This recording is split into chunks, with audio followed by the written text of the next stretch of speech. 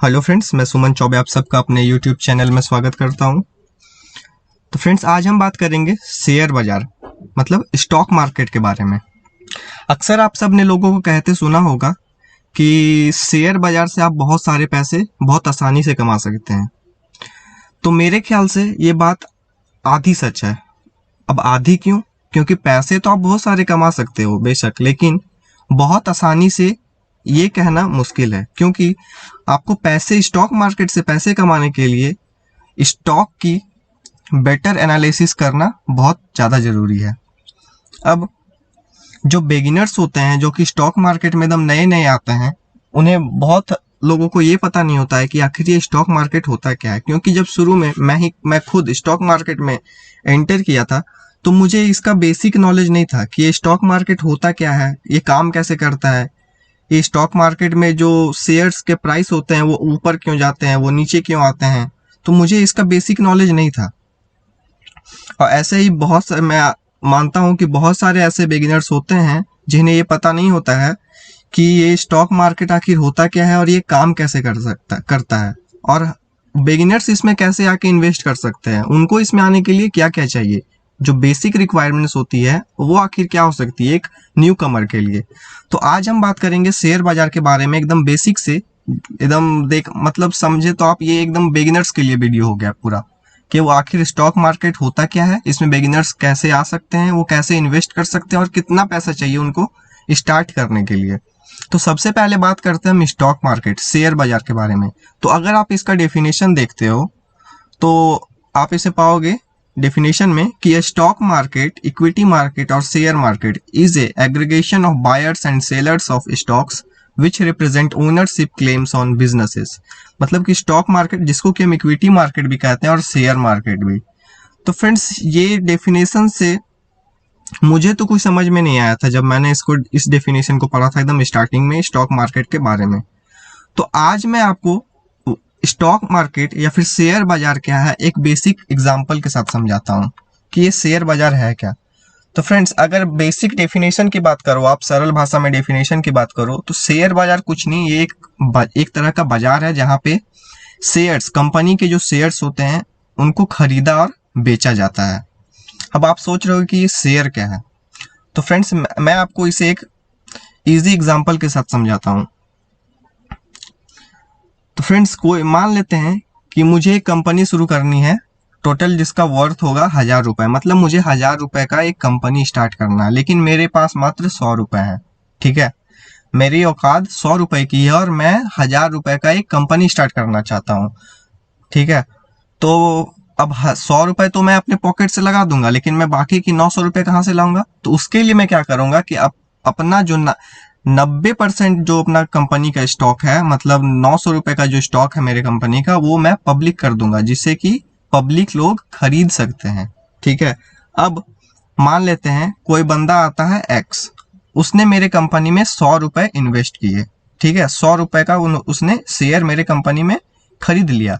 मतलब कि वो अब जो मैं कंपनी स्टार्ट करूंगा अपने 1000 रुपए की, उसमें 10% का हिस्सेदार हो गया है वो मिस्टर एक्स।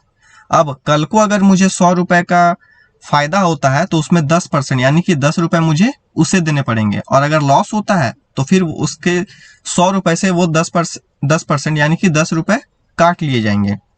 तो ये होता है बेसिक, एकदम समझ जाइए कि आप स्टॉक, और ये स्टॉक मार्केट। ठीक है, अब बात करते हैं कि जो स्टॉक आपने देखा होगा कि बहुत सारे सुना होगा कि आज फलाना कंपनी का स्टॉक ऊपर रहा, उसका स्टॉक नीचे रहा। तो आखिर ये क्यों होता है, क्यों कंपनी का स्टॉक ऊपर जाता है और नीचे आता है, हम इसकी भी बात करेंगे। तो चलिए एक और एग्जांपल लेते हैं। मान लेते हैं कि मैं और एक मेरा पड़ोसी है, हम दोनों ने सेब की दुकान लगाया हुआ है अपने घर पे। ठीक है,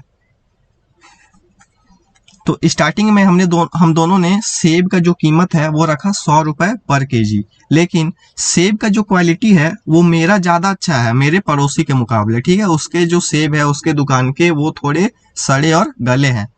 तो जब हम अपना सेब बेचेंगे तो जाहिर सी बात है कि मेरे यहाँ भीड़ ज्यादा होगा, और मेरे यहाँ भीड़ ज्यादा होने के कारण मेरा सेब का जो दाम है वो मैं जरूर अपना ऊपर उठाऊंगा।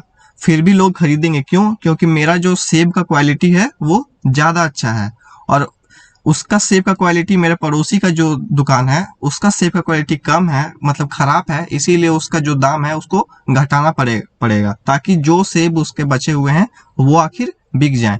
तो सेम ऐसा ही होता है स्टॉक मार्केट में। जो एक अच्छा कंपनी होता है उसका शेयर खुद ही, वो जब वहां पे पब्लिक ज्यादा डिमांड, उसमें ज्यादा बाय कॉल आने लगता है, तो उसका स्टॉक का जो प्राइस है वो राइज कर जाता है। और वहीं जो कंपनी उतनी अच्छी नहीं होती है, जिस कंपनी में कर्ज ज्यादा होता है या फिर और भी कुछ इंटरनल फैक्टर्स होते हैं, तो उस कंपनी के स्टॉक के प्राइसेस घटने लगते हैं। ठीक है, अब हम बात करते हैं इसको डेली जो स्टॉक मार्केट के चार्ट पे। ठीक है, तो ये देखिए आप सामने, ये रिलायंस का चार्ट है। ठीक है, रिलायंस कंपनी जो है ये उसका चार्ट है। तो अब जो न्यू कमर्स होंगे तो उसको तो ये चार्ट मुझे नहीं लगता कुछ समझ में आ रहा होगा, बिगिनर्स के लिए। ठीक है, तो हम मान लेते, देखिए आप, मैंने जहाँ पे कर्सर को रखा हुआ इस पॉइंट पे, आपने लगभग 14 जून को, ये 14 जून का मतलब ये है कैंडल है। ठीक है, आपने इस दिन बाय किया था, कितने रुपए? ये लगभग 1600। ठीक है, 1600 पे आपने बाय किया था। अब आज देखिए यहाँ पे इस जगह पे अभी कम जो है इसका ट्रेड कर रहा है वो 2318 रुपए पे। आज आपने इसको बेच दिया। ठीक है, आपने 1600 रुपए पे खरीदा था 14 जून को, और आज आपने इसको 2318 रुपए पे बेच दिया। तो लगभग इसमें आपको 700 रुपए का मुनाफा हुआ, 700 रुपए का मुनाफा हुआ। तो ऐसे ही स्टॉक मार्केट काम करता है। क्या किया जाता है कि आप जब स्टॉक का दाम कम हो या उस समय वहां पे बायर्स कम हो, तो आप उस समय स्टॉक को खरीदिए, और जब स्टॉक ज्यादा हो जाए, मतलब उसका दाम जब बढ़ जाए, जब वहां पे बायर्स ज्यादा आ जाए, तो आप वहां पे उसको सेल कर दीजिए। तो सिंपल सा यही फंडा होता है स्टॉक मार्केट में कि कम दाम में शेयर को खरीदो और ज्यादा दाम में उसको बेच दो। तो बीच में जो आपका प्रॉफिट होगा ये आपकी हो गई अर्निंग। ठीक है, अब हम बात करते हैं कि जो न्यू कमर्स या फिर बिगिनर्स बोल लीजिए, वो इसमें कैसे इन्वेस्ट कर सकते हैं। तो फ्रेंड्स देखिए, सबसे पहले तो इसमें आपको इन्वेस्ट करने के लिए आप ऐसे ही कोई भी आके इसमें इन्वेस्ट नहीं कर सकता है। इसमें इन्वेस्ट करने के लिए आपके पास एक डीमैट अकाउंट होना जरूरी है। बिना डीमैट अकाउंट के आप स्टॉक नहीं खरीद सकते हैं। तो डीमैट अकाउंट खुलवाने के लिए मैंने डिस्क्रिप्शन लिंक में अप स्टॉक्स का लिंक दिया हुआ है, जहां से कि आप जाके फ्री में डीमैट अकाउंट खुलवा सकते हैं। ठीक है, बस आपको एक पैन कार्ड और आधार कार्ड की जरूरत पड़ेगी, बस, और कुछ नहीं। और आप फ्री में आपका डीमैट अकाउंट खुल जाएगा, और डीमैट अकाउंट खुलने के बाद आप आराम से कोई भी स्टॉक खरीद और बेच सकते हैं। तो अब ये तो बात हुई कि आप स्टॉक को खरीदे और बेचे कैसे। अब बात आते हैं कि जो सबसे ज्यादा क्वेश्चन आता है मन में सबके, कि कितना पैसा आके हम इसमें इन्वेस्ट करना जरूरी है। बहुत कोई को लगता है कि हमारे पास 10,000 होना चाहिए, 20,000 होना चाहिए, तभी हम स्टॉक मार्केट में इन्वेस्ट कर सकते हैं। तो फ्रेंड्स ऐसा नहीं है। मैं आपको यहाँ पे एग्जाम्पल देता हूँ। जैसे इस कंपनी का आपने देखा, रिलायंस का एक स्टॉक का, एक शेयर का दाम फिलहाल 2318 रुपए है। तो जरूरी नहीं है कि सारा शेयर का दाम 2300 ही हो। बहुत सारे ऐसे भी कंपनी होते हैं जिनके जो पर शेयर के दाम 20 रुपए से भी कम होते हैं, 10 रुपए से भी कम होते हैं। जैसा कि आप सामने आइडिया का देखिए, ये मैंने आइडिया का चार्ट लगाया हुआ है। फिलहाल ये इसका एक शेयर 11 रुपए 75 पैसे पे ट्रेड कर रहा है। मतलब कि आप, अगर आप आइडिया का एक शेयर खरीदना चाहते हो तो आपके पास मात्र 12 रुपए होने चाहिए, बस। मतलब 12 रुपए में भी आप स्टॉक मार्केट में शुरुआत कर सकते हो।